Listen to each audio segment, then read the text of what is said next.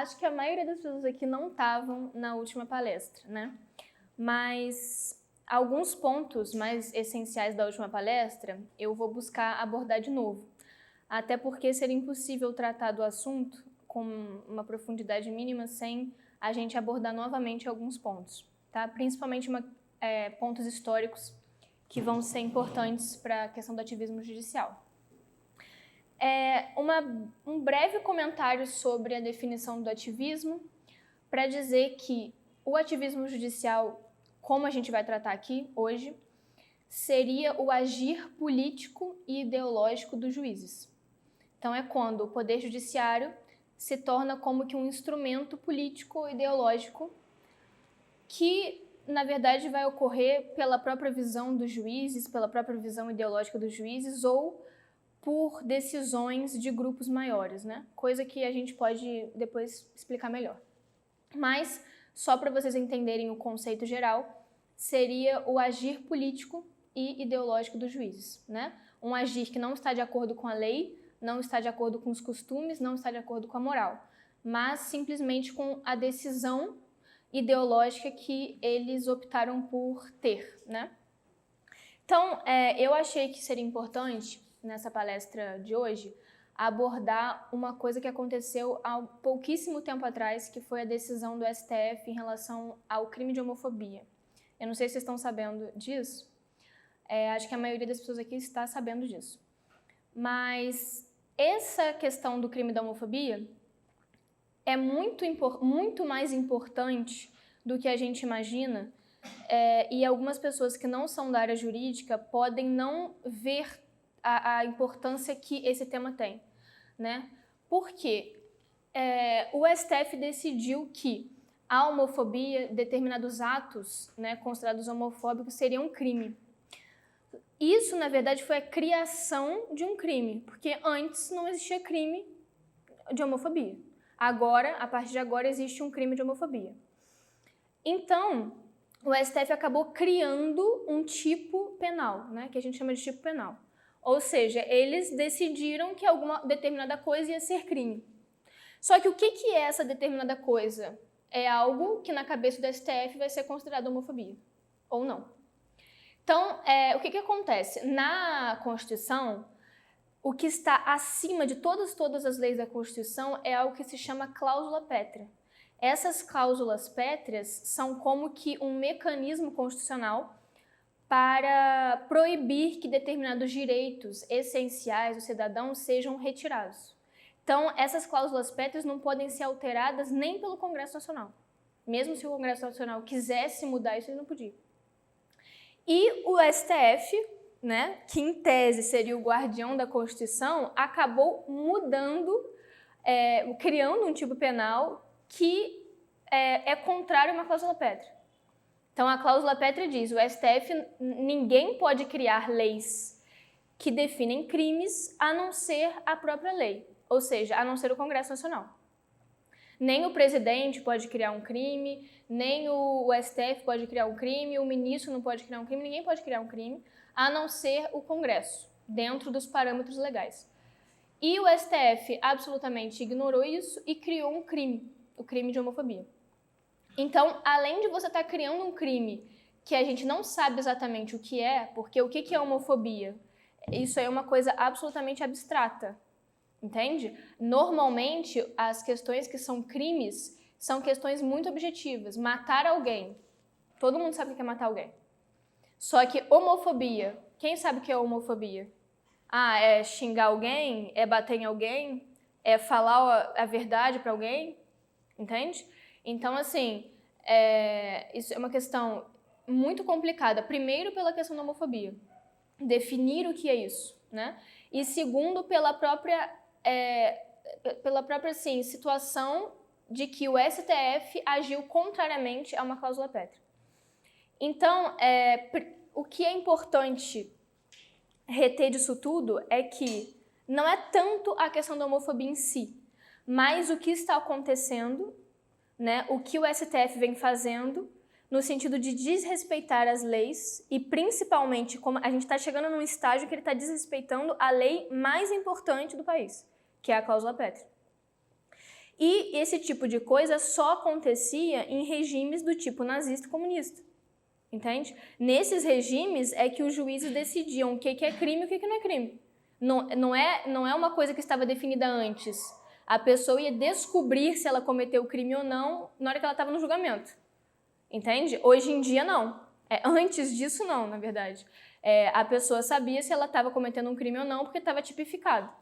Estava no Código Penal. Né?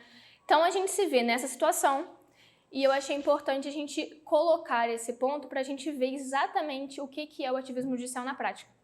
Então, isso que a gente está vendo nesse caso da homofobia é o ativismo judicial na prática. E, na verdade, a gente vai ter que fazer uma digressão histórica para entender como que foi possível a coisa chegar a esse ponto. Na primeira palestra, a gente fez uma digressão histórica abordando principalmente as questões filosóficas e jurídicas. Então, as doutrinas jurídicas, as doutrinas filosóficas que foram modificando e etc. Só que nessa palestra a gente vai buscar colocar um pouco mais da questão política. Ou seja, como que politicamente a coisa foi se pervertendo, né?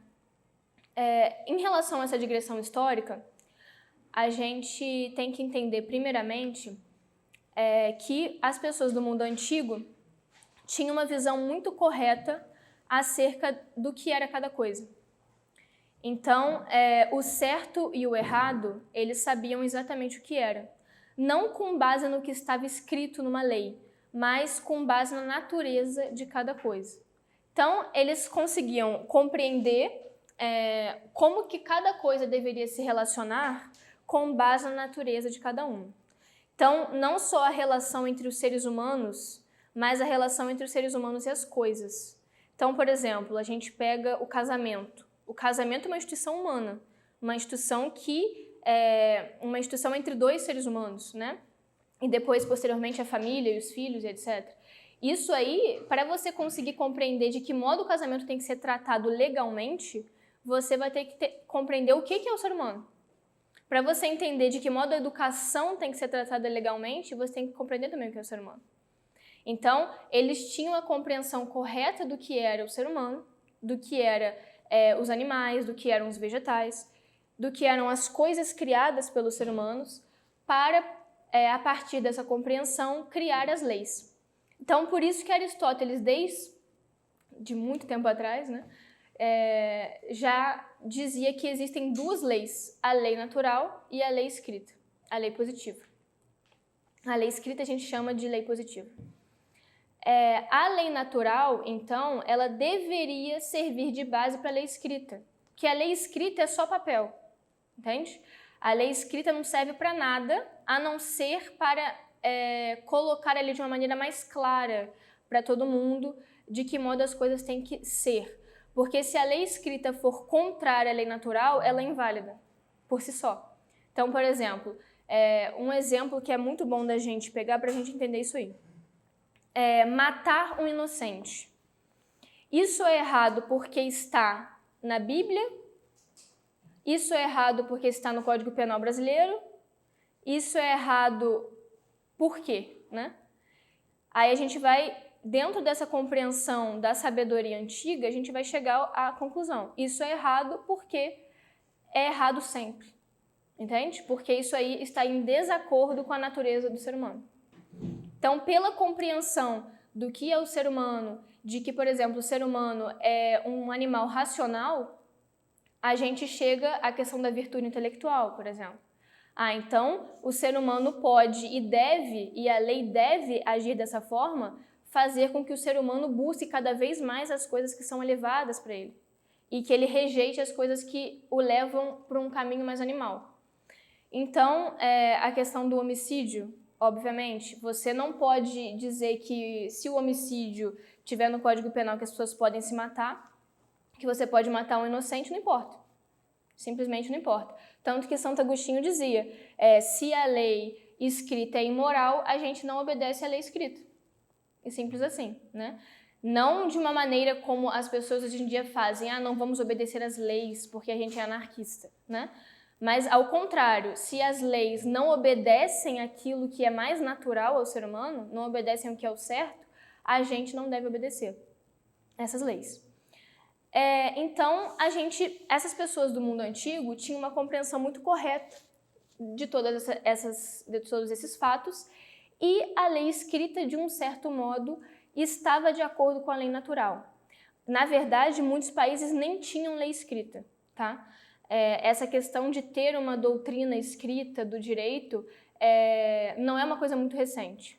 E muitos países ainda mantêm essa questão de não ter leis escritas, né? A lei é principalmente oral, certo? E a gente se pergunta, como que então ocorreu que tudo isso desandou, né? Por que tudo isso desandou? Aconteceu que, mais ou menos ali no ano de 1500, na época de São Tomás de Aquino, a coisa já estava meio desandando. Eles escrevem tanto exatamente, São Tomás de Aquino e outros filósofos da época, escrevem tanto exatamente para tentar fazer a coisa sobreviver um pouco. Então, nessa época, surge uma corrente filosófica chamada nominalismo, tá? Essa corrente vai dizer que não existe essência, não existe natureza das coisas, e em relação ao direito, em relação a isso que a gente estava falando antes, vai dizer que não existe humanidade, que só existem indivíduos particulares. Então, se a gente fosse falar em humanidades, dentro da doutrina nominalista, seria apenas para definir, entendeu? Seria apenas assim, tem um balde chamado de humanidade, e ali a gente jogou um monte de coisa diferente, pronto. Porque não existe para eles uma humanidade enquanto essência. Não existe algo comum entre todos os seres humanos. E já fica meio lógico que se você não fala mais em uma essência humana, em uma natureza humana, em algo que seja a humanidade, você também não vai mais poder falar em lei natural. Por quê? Porque a gente viu, a lei natural é exatamente a compreensão do que é essa essência, essa humanidade, para você criar leis. Para você saber o que é a justiça, né? Em cada caso concreto. Então, a justiça, por exemplo, dentro do casamento, qual que é se você acha que só existem sujeitos particulares, né? Não existe uma justiça completa comum a todos os casamentos, digamos assim. Então, a partir do nominalismo, a gente se vê nessa situação, né? E a gente se pergunta, tá, mas naquela época as pessoas eram ainda muito religiosas. Elas ainda não iam chegar às conclusões que as pessoas de hoje em dia chegam, de que tudo é subjetivo, então nada é certo e nada é errado. Que é o que acontece hoje. Só que naquela época seria impossível isso acontecer porque as pessoas ainda eram muito religiosas. Então, o que acontecia na verdade? A partir do nominalismo, o que aconteceu? Elas consideravam que as coisas não eram certas e erradas em si, mas que elas eram certas e erradas porque Deus quis. Então, tipo assim, antes as coisas eram certas e erradas pela natureza, claro que natureza criada, criada por Deus, mas a natureza intrínseca a cada coisa. Mesmo se Deus quisesse, ele não poderia fazer com que matar alguém fosse certo. Entende? Já a partir do nominalismo, se Deus quisesse, matar um inocente seria certo, se Deus quisesse. Entende? Algo que para São Tomás de Aquino é absurdo. Para pessoas que a gente estava falando do início da Idade Média e do mundo antigo, seria absurdo falar isso. Porque eles compreendiam que há uma natureza intrínseca a cada coisa. Então, a partir do nominalismo, o certo e o errado vai ser o que Deus quer. E isso se sustenta só na medida em que as pessoas ainda têm alguma religião. Porque a partir do momento que Deus sai de cena, o que é o certo e o errado se Deus sai de cena? Não tem mais natureza, não tem mais Deus, não tem mais nada. E é exatamente o que acontece a partir do século XVIII. Eu sei que a gente passou bastante tempo aí, desde mais ou menos a época de São Tomás de Aquino até o século XVIII, mas a primeira palestra a gente tentou elucidar um pouco desse espaço de tempo aí. Agora eu tenho que passar mais rápido para a gente tratar das questões políticas. Apesar de que na primeira palestra seria impossível também tratar de todos esses pontos até o século XVIII. Certo. A partir do século XVIII, Deus é tirado de cena. Claro que ele foi sendo, ao longo do tempo, tirado de cena aos poucos. Então, Deus é tirado de cena e entra o Estado. Então, antes, a lei era o que era natural a cada coisa. Depois, a lei não existe mais natureza. Então, a lei é o que Deus quer. Aí, depois, não tem mais Deus. Então, a lei vai ser o quê? O que o Estado quer. O que os homens querem, né? O Estado, a vontade dos homens a vontade do Estado consubstanciada na vontade dos homens vai ser o que é a lei. E é mais ou menos, assim, o estado máximo disso é mais ou menos o que a gente vê ali, por exemplo, no Estado comunista e no Estado nazista. Não tem mais lei natural, não tem Deus, o Estado é ateu, o Estado comunista é ateu. O que tem é basicamente a vontade deles e acabou. O que eles querem é lei, o que eles não querem, o que eles acham certo é lei e o que eles acham errado não é lei. E mesmo que o que esteja na lei, que algo esteja na lei dizendo que é certo, caso eles percebam que no caso concreto aquilo ali não é interessante para eles, o juiz vai lá e vai dizer para você, não, tá dizendo assim na lei, mas nesse caso concreto aqui você é um inimigo do Estado. Então a gente se vê nessa situação a partir do século XVIII, e é a partir daí que nasce uma coisa no direito que como é que eu vou dizer? Uma importância muito grande dada à lei escrita. Porque, claro, se você não tem mais natureza, você não tem mais Deus, se você não tiver uma lei escrita que todo mundo siga na risca, você não tem mais ordem social. Porque a ordem social, por exemplo, entre cristãos é muito fácil, todo mundo sabe mais ou menos o que tem que seguir. Mas uma ordem social para pessoas absolutamente diferentes, que não têm religião nenhuma, e numa sociedade que preza pela subjetividade, como é que você cria uma ordem social? Então, é mais ou menos a partir disso que um teórico do direito chamado Kelsen vai criar o que se chama positivismo jurídico. A gente falou também disso um pouco na primeira palestra. Não vai dar para estender tanto nesse ponto. Ele cria essa questão do positivismo jurídico, só que o positivismo jurídico é quebrado absolutamente na Segunda Guerra Mundial, por motivos que são meio óbvios até. Você pensa, todo mundo tá falando que tá na lei o que é certo, mas aí todo mundo percebe que algo como o Estado nazista existe. E as pessoas começam a pensar o quê? Peraí, isso aqui tem alguma coisa errada. A gente não pode deixar que algo como o Estado nazista seja legal, como era, né? Tudo que aquelas pessoas fizeram estava na lei e era legal. Dentro do ponto de vista da lei escrita, era legal. Então, por exemplo, se a gente for ver, na ocasião do Tribunal de Nuremberg, né, que julgou os nazistas, eles falaram, não, olha só, mesmo aquilo ali estando na lei, você tinha a obrigação moral de desrespeitar a lei. Então, olha só, eles estavam pensando uma coisa que Santo Agostinho já tinha falado lá naquela época. E eles estavam vendo que o positivismo jurídico não dava para ser sustentado, não podia ser sustentado. E nessa época do Tribunal de Nuremberg, é até engraçado que eles condenaram o aborto e disseram que o aborto era absolutamente imoral, mesmo que nenhuma lei dissesse que era imoral. Então, naquela época do Tribunal de Nuremberg, a ONU, todo mundo, esse pessoal, a ONU, tudo isso, era absolutamente contra o aborto e condenou os nazistas também por aborto. Também por aborto, que era uma coisa que dentro da visão nazista comunista era totalmente normal. Então, a partir do século XVIII acontece isso, as pessoas percebem que isso não ia se sustentar e tem que surgir alguma coisa em resposta ao positivismo. Né? Então, por isso que no direito a gente divide tudo entre pré-guerra e o pós-guerra. Tanto que a gente fala em constitucionalismo pós-guerra. Ou seja, de que maneira a Constituição vai se dar depois da Segunda Guerra Mundial.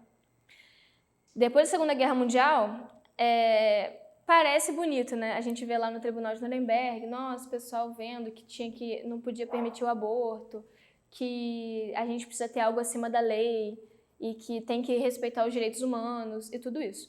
Aí nascem os direitos humanos, nessa coisa toda. Só que o que acontece? Isso tudo as pessoas veem, elas percebem, porque são seres humanos e tinham o intelecto, né, para ver tudo isso. Só que não tem mais Deus na história, não tem mais religião. Então, acaba que o que vai ser bom e o errado vai continuar sendo a vontade dele, só que a vontade de outro grupo. Antes era a vontade do nazista, agora é a vontade do outro grupo. De quem? De pessoas como Lewandowski, Barroso, entende? Agora eles vão fazer o bem para a humanidade, porque eles perceberam que não dava para ser o que está na lei, eles têm que fazer um bem para a humanidade, né? Que está acima da lei. Então, assim, antes o acima da lei era algo que não é o que as pessoas querem, mas aquilo que é o certo, o natural, o que está de acordo com a essência. Agora, o que está acima da lei é a vontade do Barroso, entende? Então, esse que é o problema. Isso tudo, mais ou menos, a gente falou na primeira palestra.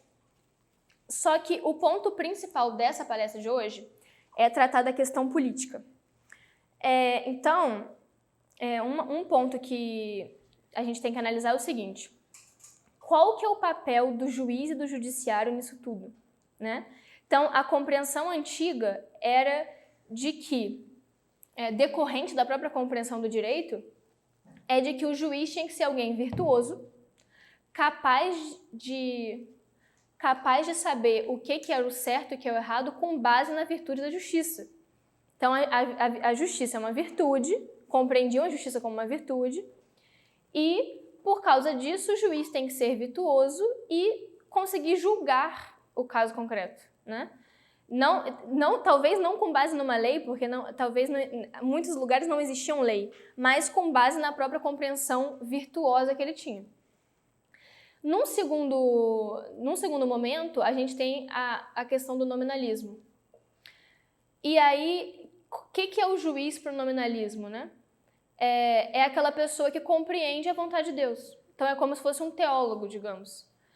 Só que pensem bem, essa visão do teólogo muito destituída, assim, isso aí está muito ligado ao protestantismo também. O nominalismo ele nasce mais ou menos junto com o protestantismo e como uma decorrência, o protestantismo nasce como uma decorrência do nominalismo. Tem alguns autores que tratam desse ponto bem. E acaba que você cai muito numa questão literal, entende? Então, assim, você pode tratar as leis, aquelas leis, pegar questões bíblicas e tal de uma maneira muito literal e aplicar aquilo de uma maneira que não seja mais virtuosa, mas que seja como se fosse um farisaísmo, digamos assim. Um terceiro momento, o juiz para o pessoal lá pós-guerra, quer dizer, para o pessoal do positivismo jurídico, vai ser um juiz como se fosse um pedreiro. A gente chama hoje, lá na faculdade de Direito, a gente se chama, né, de operadores do direito. Só que o que é um operador de direito? É como se fosse um pedreiro na área do direito, né? Você não faz nada além de olhar a lei e falar, não, vamos aplicar isso. A gente vai ler a lei, saber a lei e aplicar. Então, o juiz do positivismo jurídico é simplesmente o cara que sabe a lei. Ele não tem que saber mais, ele não tem que ser virtuoso, ele não tem que fazer mais nada além disso. E depois, no pós-guerra, quem que é o juiz, né? É o juiz igual Barroso. Então, é aquela pessoa que vai ser, assim, o novo herói da pátria.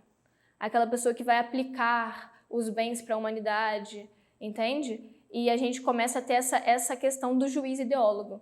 Então, o juiz está muito próximo das ideologias, muito próximo de certas ideias políticas, não tem mais tanta diferenciação entre uma coisa e outra. E, em grande parte, por quê? Tudo isso ocorre, na verdade, por quê? Porque perdeu a questão da virtude. Tem um ponto que é importante dizer em relação à virtude, que é o seguinte: sem a compreensão do que é a essência de cada coisa, não existe virtude. Por quê? Porque a virtude é aquilo que está de acordo com a natureza de alguma coisa. E o vício é aquilo que está em desacordo com a natureza de alguma coisa. Então, você não pode saber o que é virtuoso, o que é vicioso, se você não sabe o que é a essência de alguma coisa. O que é vicioso para o cachorro não é vicioso para o ser humano. Entende? Ou o contrário. Então, por causa disso, depois que você perdeu a noção de essência, você não tem mais a noção de virtude, a noção de vício e tudo vai decaindo uma hora ou outra. Não tem mais jeito, né, de voltar atrás, a não ser voltando bem para trás. Então, este ponto é que a gente vai analisar nessa palestra, ou seja, essa modificação do Poder Judiciário, da ação dos juízes para a gente chegar até o ativismo judicial. Então, em relação ao Poder Judiciário, como a gente vê hoje o Poder Judiciário no Brasil, a gente vê uma situação em que o Poder Judiciário é quase o rei do país, né? Ele está acima do presidente. Na prática, ele está acima do presidente. Então, a gente tem essa ideia de 3 poderes: poder executivo, poder legislativo, poder judiciário. Primeira coisa, essa ideia é uma ideia nova, porque o Poder Judiciário ele nunca foi um poder independente. Antigamente, ele não era um poder independente. Ele era um poder que dependia, ou seja do Legislativo, seja do Executivo. Então, primeira coisa, essa ideia do Poder Judiciário como um poder independente, capaz de realizar certas ações por si só, já é uma coisa moderna. E, por outro lado, ainda que ele tenha certa independência e seja um poder independente, o nível que ele chegou de poder é uma coisa absurda hoje. Ao ponto disso que a gente está vendo no Brasil, dele poder fazer um negócio que está acima da cláusula pétrea. Ninguém pode fazer isso num país, entende?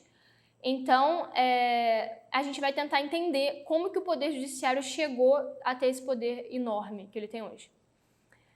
Essa questão dos 3 poderes divididos dessa forma começou nos Estados Unidos, que adotaram, né, decidiram por adotar esse modelo que foi criado por Montesquieu. Então, eles adotaram esse modelo e os Estados Unidos, no início, a coisa dava muito certo mesmo, né? A democracia americana realmente dava muito certo. E por que isso? Os próprios fundadores dos Estados Unidos dizem, né, que aquilo só ia dar certo enquanto o povo fosse religioso e virtuoso. Depois que ele não fosse mais religioso e virtuoso e estudasse bem para conhecer o próprio país e tivesse alta cultura, não ia desandar. E a gente vê que realmente a coisa desandou nos Estados Unidos moderno. E até a gente vai ver que não só nos Estados Unidos moderno, mas a coisa desandou desde o início, tá? Então, o que aconteceu? Os Estados Unidos pegou esse modelo, 3 poderes, e a partir da independência, desde o momento que os Estados Unidos ganham a independência, já tinha um problema ao definir as competências da União e as competências dos estados.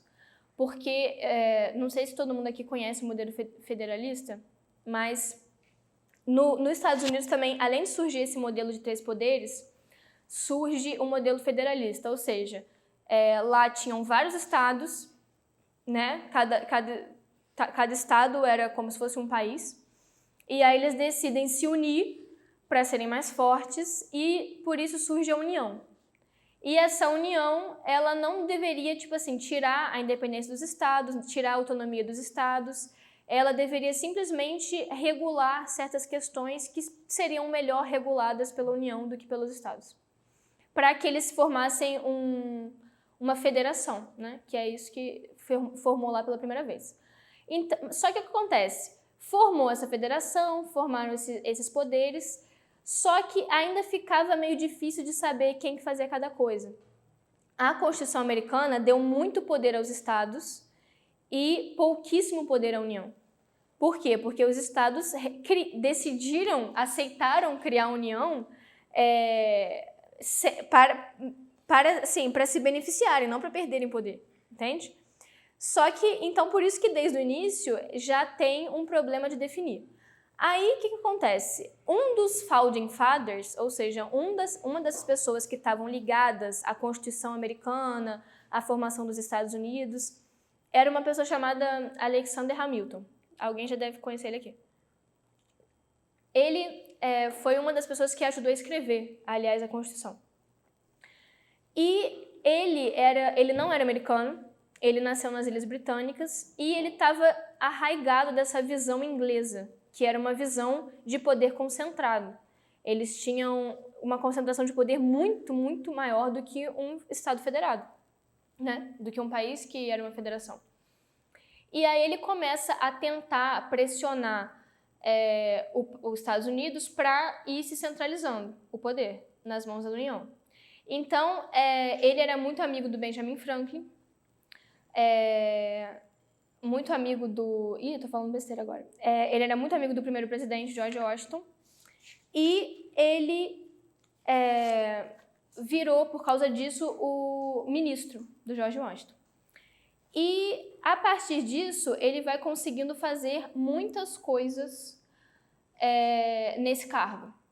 Então, a primeira coisa que ele decide fazer é um imposto. Olha só como é que a coisa vai desandando de uma maneira que as pessoas não imaginam.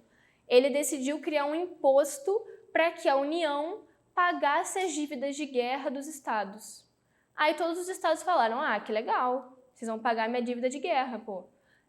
Todo mundo, ninguém se opôs, ninguém vai se opor a que a União pague as dívidas de guerra. Só que alguns estados já tinham pagado as suas dívidas de guerra e outros não.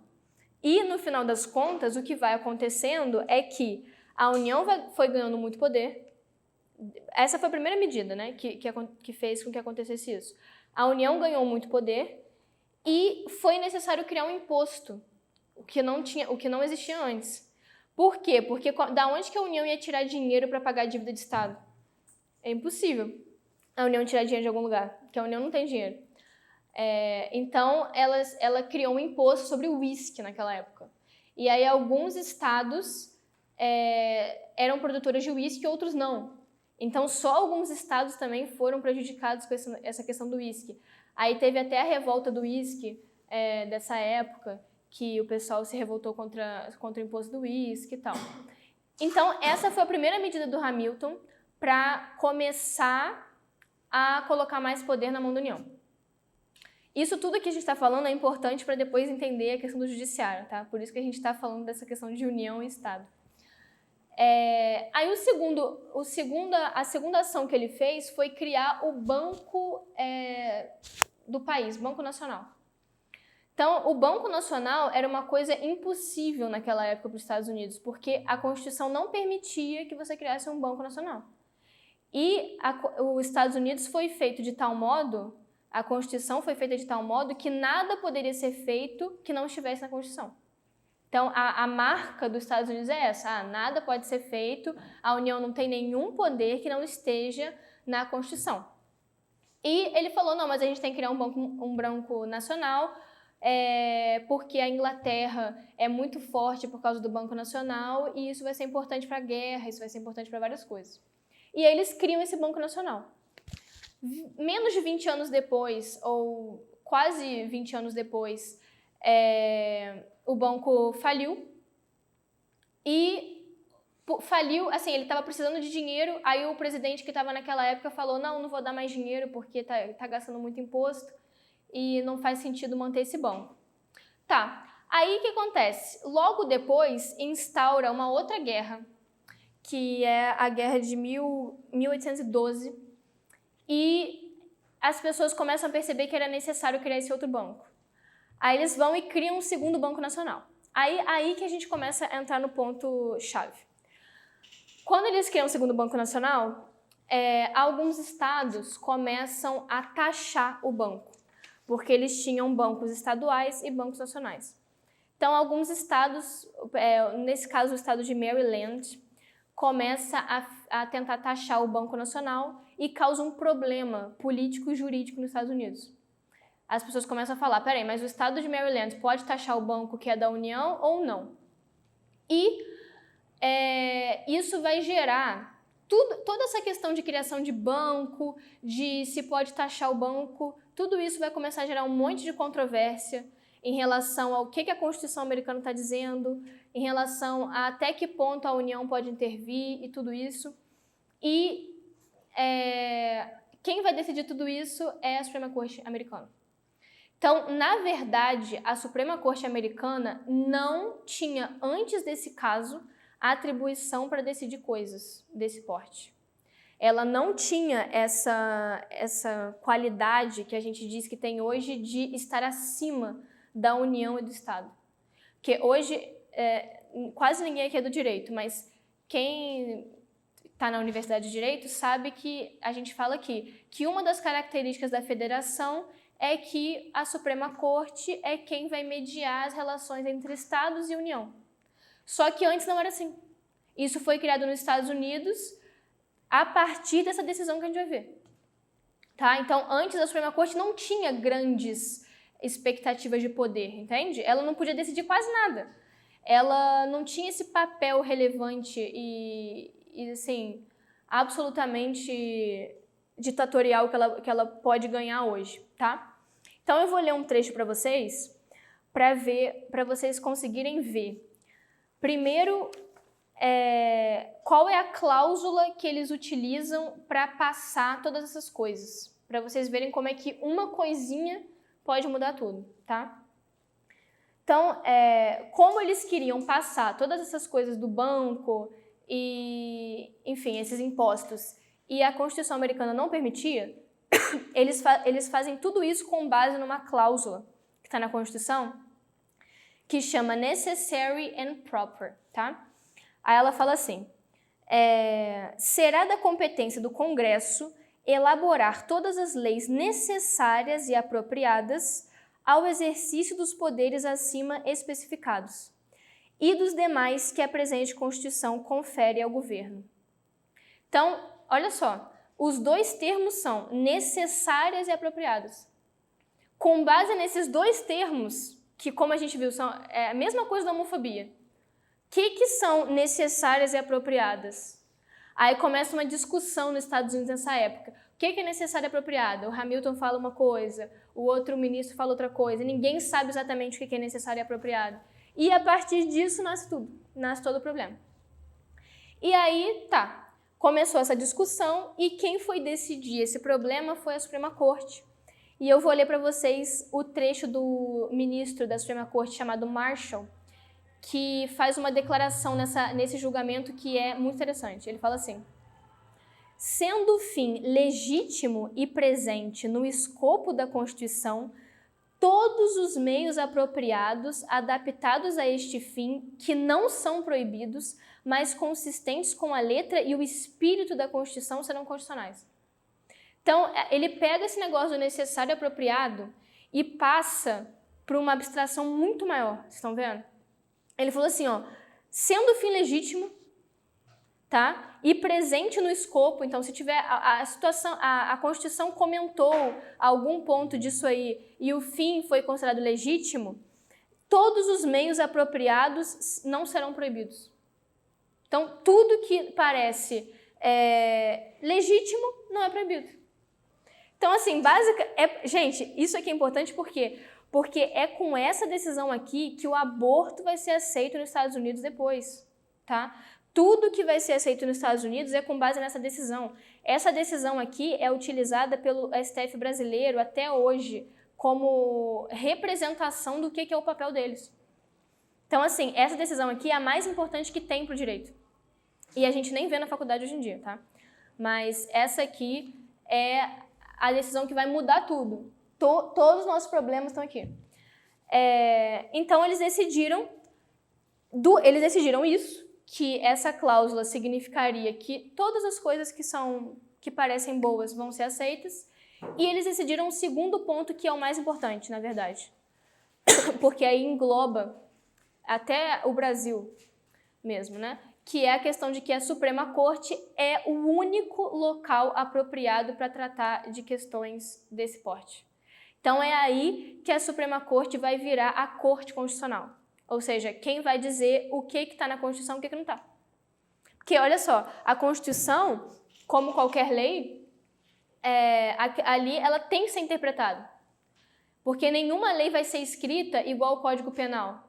Entendeu? Se você vai falar de direitos humanos, se você vai falar de dignidade da pessoa humana, se você vai falar de qualquer coisa que era falado antigamente, porque não tem como ser tudo literal.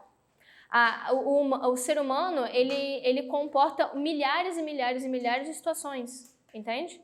Então, é impossível que as leis de um país possam comportar todas as situações possíveis. Então, é necessário que haja, em certa medida, um pouco de interpretação. E a gente esperava, antigamente, que essa interpretação fosse feita com base na virtude, com base na justiça. e hoje em dia ela é feita com base na ideologia. Tá? E toda essa questão da possibilidade de que isso seja feito pela corte nasce aqui. Porque, assim, a gente poderia até ter juízes ativistas, entende? Mas a gente não teria uma corte capaz de dizer o que é o certo e o errado para todas as situações. Se a gente tivesse juiz ativista, ele decidiu o quê? Ele decidiu o caso concreto de cada indivíduo. A Corte Constitucional ela não decide o caso concreto de cada indivíduo, ela decide o caso do país inteiro, entende? Se ela pega, por exemplo, igual ela fez no caso do casamento homossexual, ela pegou um caso e jogou aquilo ali para todo mundo. Então, um caso vira a lei do país inteiro. E isso aqui só foi possível por causa dessa decisão, porque o Brasil tomou o sistema americano. Tá? Então, o sistema brasileiro também é federalista e a gente tomou essa ideia de que a Corte Suprema é quem decide os problemas entre estados e federação. No final a gente abre para pergunta, senão a gente vai perder. Então, esse é o grande problema que começa a partir dessa decisão. Tá? Essa decisão, para quem quer anotar, chama McLucosh e Maryland versus Maryland. Certo? Então, a partir dessa decisão, a coisa já desandou. Já teve problema, já foi feito, tá? Só vai piorando cada vez mais porque o precedente já foi aberto. Então, uma vez que esse precedente foi aberto nessa decisão, diversas coisas foram acontecendo que são muito complicadas. Por exemplo, a questão da abolição da escravatura. A abolição da escravatura americana foi feita pela Suprema Corte. E aí a gente se pergunta assim, tudo bem, todo mundo sabe que tem que abolir a escravatura. Então, a coisa é muito complicada, por quê? Porque envolve questões que muitas vezes exigem uma ação. A gente exige uma ação moral no sentido de acabar com a escravatura. Só que a gente está acabando com a escravatura pelos meios errados, entendeu? E são meios que vão abrir precedentes para depois coisas como o aborto serem aceitas. Por quê? Porque cada vez mais as pessoas foram se distanciando dessas verdades. Então, naquela época ali nessa época que a gente está tratando agora, eles aboliram a escravatura. Por quê? Porque as pessoas tinham ainda alguma noção do que é bom e do que é ruim. Só que cada vez mais as pessoas têm uma noção deturpada disso, ao ponto de acharem hoje que o bom é aborto. Né? E as pessoas acham realmente que o bom é aborto. Né? Algumas não, algumas sabem que elas estão ali a serviço de certas pessoas, né? Mas tem algumas que acham mesmo que aquilo ali está sendo feito com uma motivação positiva, né? Então, eu estou tentando mostrar que a partir dessa decisão, diversas situações ocorrem nos Estados Unidos que demandam uma ação e que é uma ação realmente justa, porque era um objeto que deveria ser modificado, por exemplo, a escravatura, só que ela vai se abrindo precedentes para que o juiz tenha um poder total que a Suprema Corte tenha um poder total sobre as decisões do país, né? E um poder total no sentido de dizer até mesmo negócio de cláusula pétrea no Brasil, né? Então, é capaz, por exemplo, nessa situação da homofobia, da Suprema Corte falar, não, mas eu considero que cláusula pétrea é outra coisa. E quem vai dizer que não é? Por quê? Porque é papel da Suprema Corte decidir o que está na Constituição. Ela que interpreta o que está na Constituição. Então, se a Suprema Corte quiser, ela vai dizer absolutamente qualquer coisa, entendeu? Não, na Constituição está dizendo que a vida começa na concepção. Não está, né? Isso aí está no Código Civil, mas digamos que estivesse. Ela pode dizer, não, começa na concepção, mas o direito da mulher está acima disso.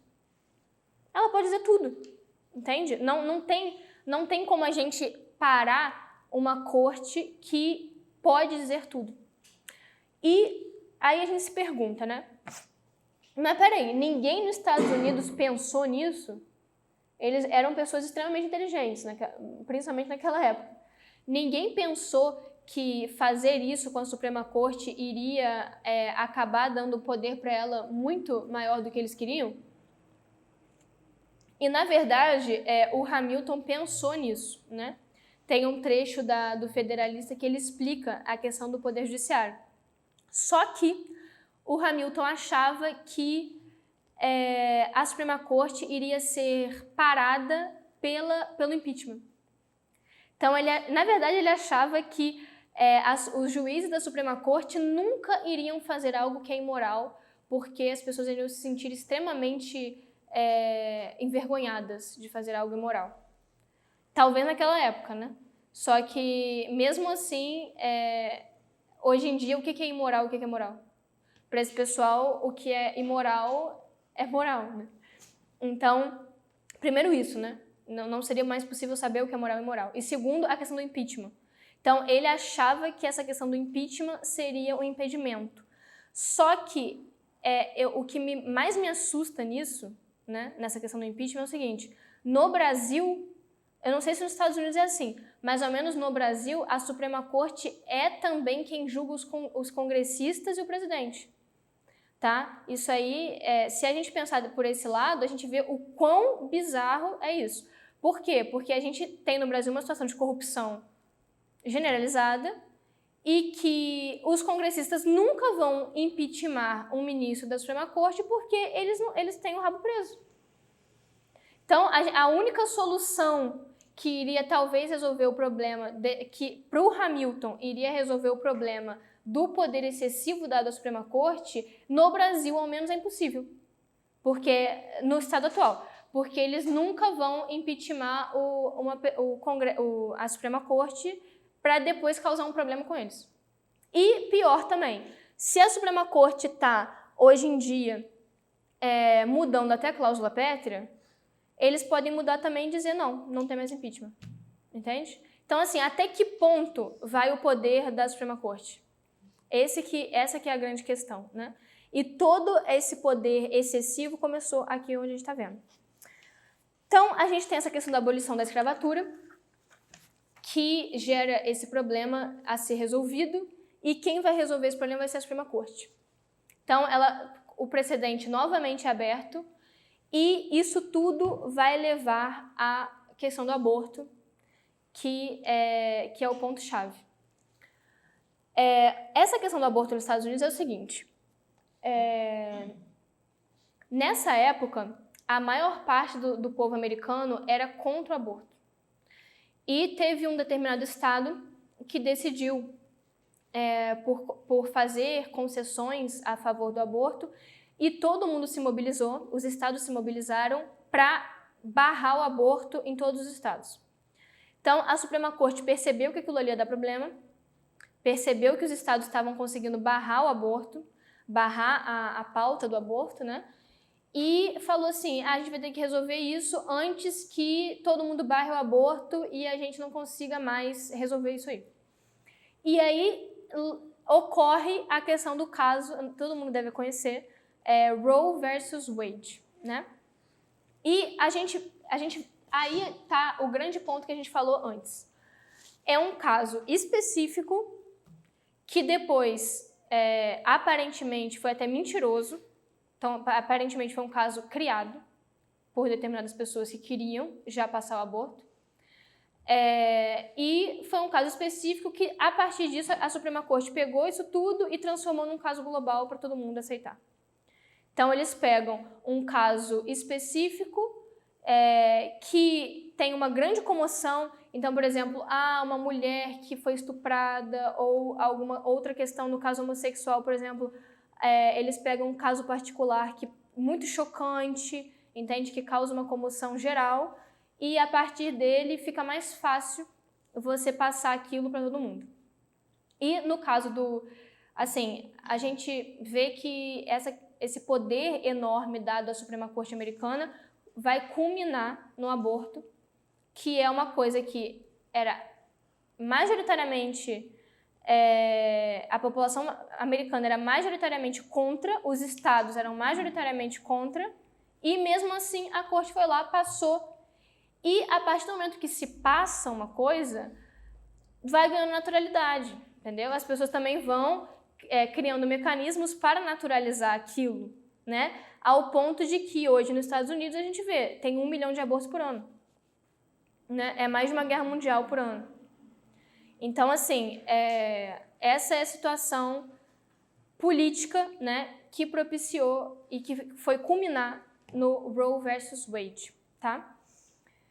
O judiciário, essa questão do ativismo judicial que a gente está falando aqui, não é uma questão que eles não dizem claramente, tá? Não é uma questão assim, parece que é assim.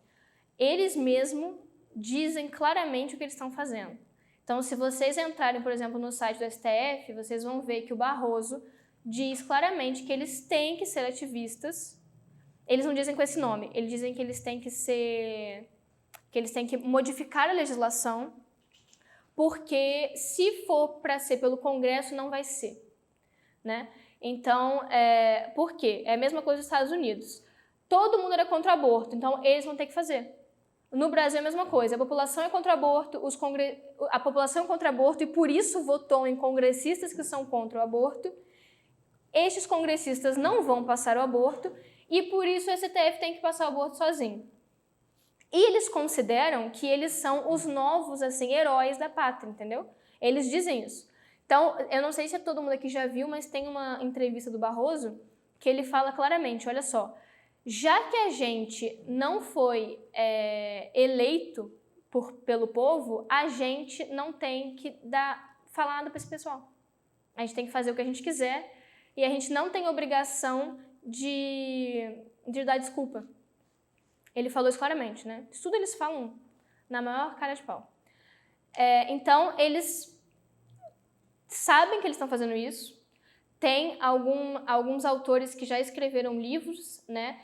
Mostrando que há um ativismo judicial global. Então, na verdade, que eles estão se unindo, não só no Brasil, mas em todos os países, para agir para impulsionar as agendas que eles querem em todos os países, né, por meio do ativismo.